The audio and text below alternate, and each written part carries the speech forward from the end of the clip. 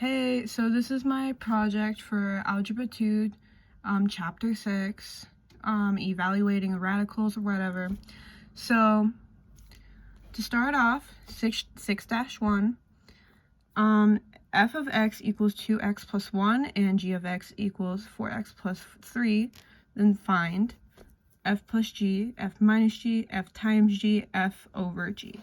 So for f plus g, you would just add these two together. So you do 2x plus 1 plus 4x plus 3.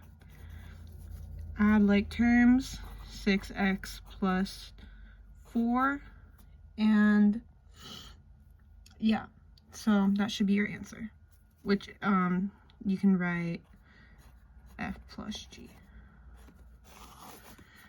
F minus g, it's a little trickier. You would do f first, so 2x plus 1, and then minus, you would distribute the negative 1 throughout this equation. So it would be 4x, and then it would be minus 3. So then combine like terms, 2x, and then minus 2. You should get f minus g. Okay, so even trickier, hold on. Not really too tricky. First, you'll do f first, although it doesn't really matter since it's multiplication. You would just FOIL these two terms, so you would do 2 times 4 times x, so 8x squared, and then 2x times 3, so plus 6x, and then do the 1 next, so plus 4x plus 3, combine like terms.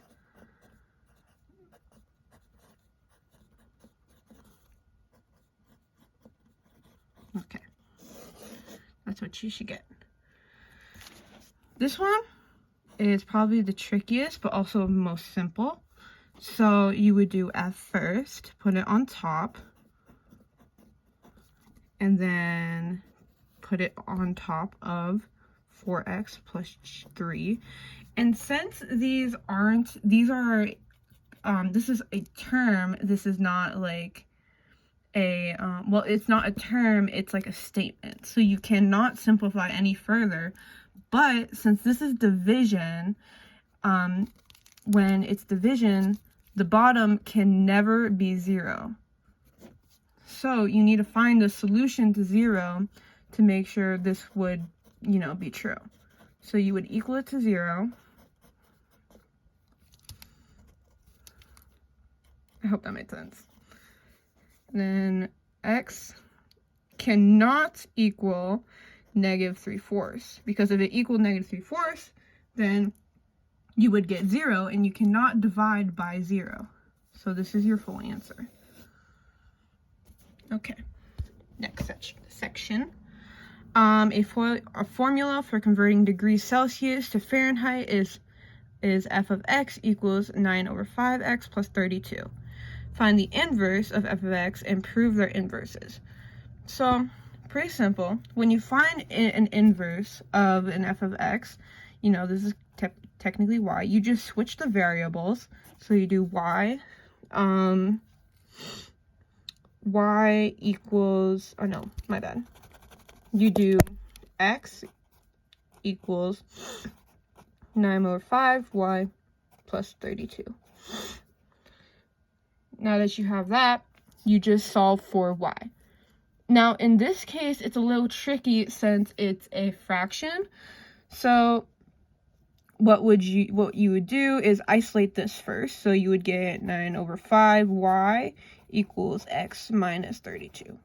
And to simplify this further, to make it like a whole number, what you would typically do is you would cancel out the fraction. You do that by multiplying both sides by the inverse or whatever, so 5/9, this would just equal 1, and you do this side by 5/9 as well. And you shouldn't distribute, and to be honest, I don't really know why, but if you distribute, you will not get the right answer, and it's easier if you don't. So that would be your full answer. This is the inverse. Now, to prove it's an inverse is to put a function inside a function. So say that the inverse is g of x. This is the inverse. And the actual problem is f of x. You would do both ways. You would do f of g of x and g of f of x. Sorry, you can't see. I probably didn't put enough room, but you know, whatever. So first you would put the f equation over 5, and you would substitute g of x into the x. So, I mean, I put double brackets because there's brackets in these equations. So 5 over 9, and then bracket x minus 32, and bracket plus 32. And what you will see is that happens, these will become 1. And 32 minus 32 plus 32, that becomes 0. So you're left with 1x. That means that they're inverses. So this checks out. Now, you have to do the second one too, because not all the time will it come up perfect. So make sure that they're both inverses. You'll do the same thing you do up here, but you put the f of x equation into g of x. F of x equation is 5, 9. I put g. Hold on. And then parentheses. Oh wait, no. My bad. The parentheses can get a little confusing. Just know it's double parentheses.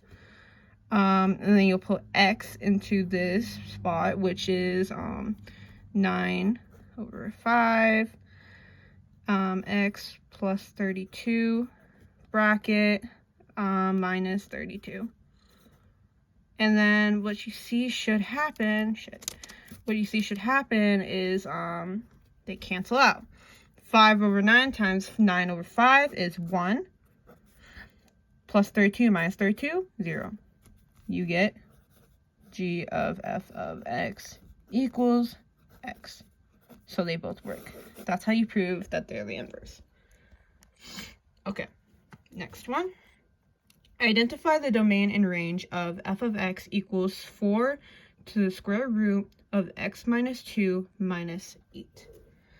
So, to find a domain, you would take the radicand, which is this, and you would do, this would have to be more than 0, because you cannot have a square root that is less than 0, because negative numbers in square root do not exist. So you would do x minus 2, I should do over here. X minus 2 is more or equal to 0.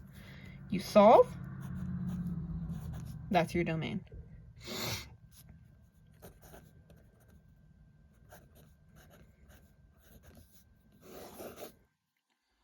But you need your range as well. So how do you find your range?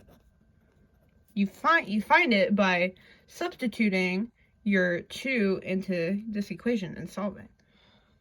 So, sorry, just checking. Okay. So, if you substitute 2 into the equation, you'll get 4, 0, 8. 4 times the square root of 0 is just 0.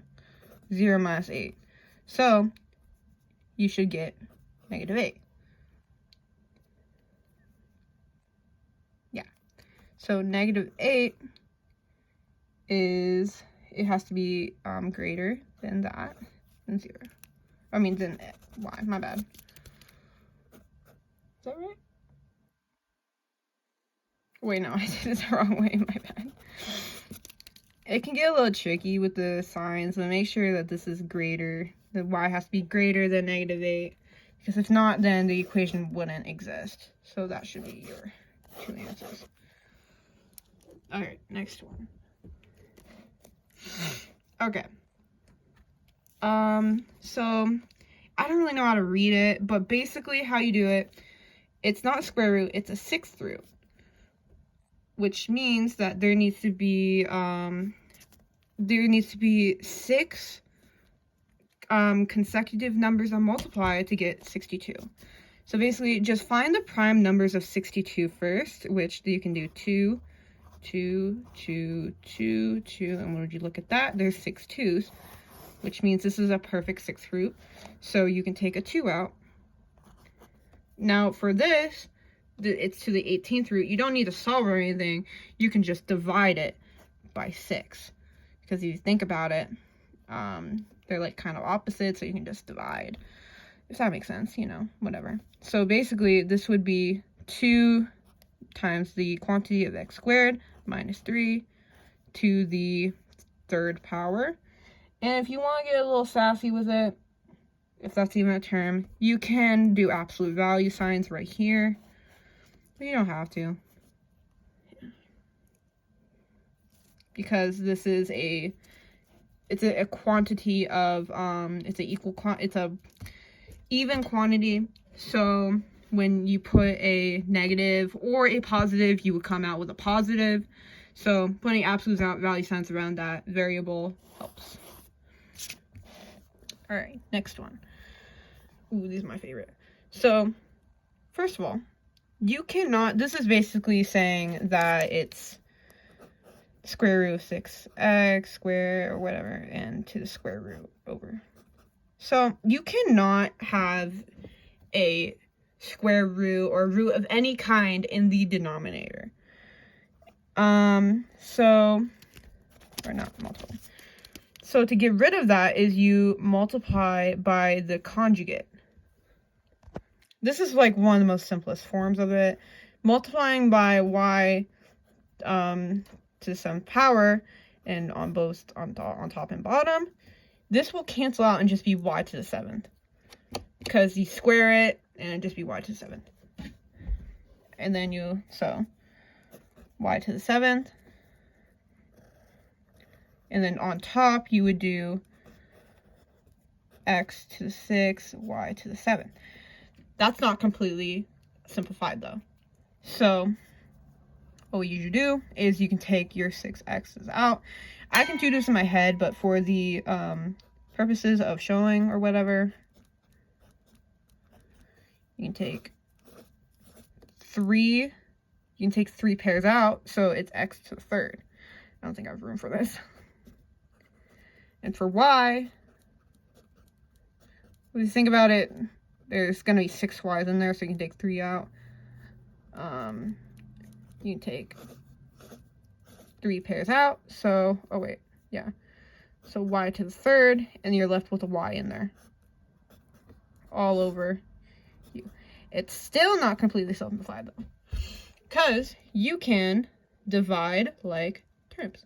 So once you divide, this would be y to the -4th, which flip on top, you would get x to the 3rd, y to the 4th, root y.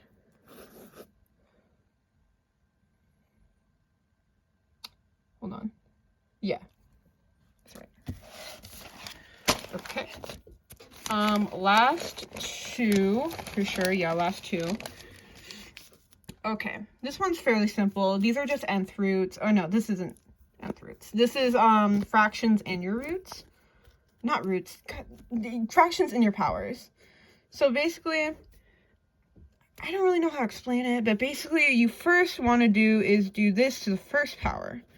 And that goes with any, you'll do the power of the numerator on top, because this is like saying 64 to the 1st power.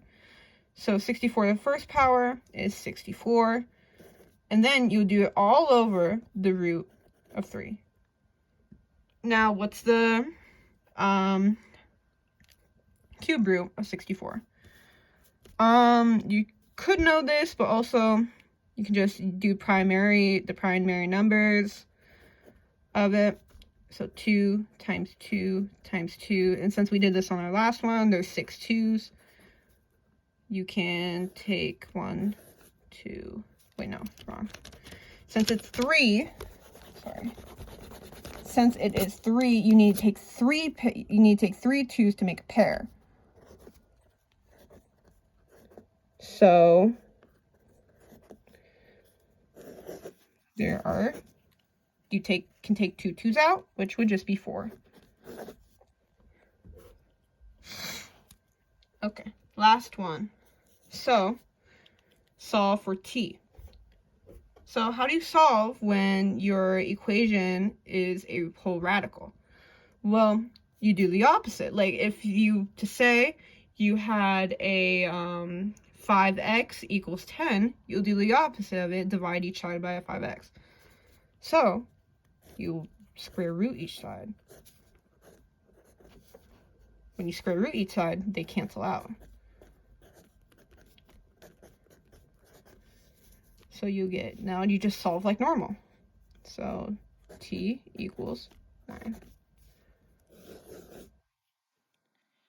And that is chapter 6 in a nutshell. These range from some of the most basic problems to some more complex. Oh, that's not chapter 6. But yeah, anyways, there's my video. Bye.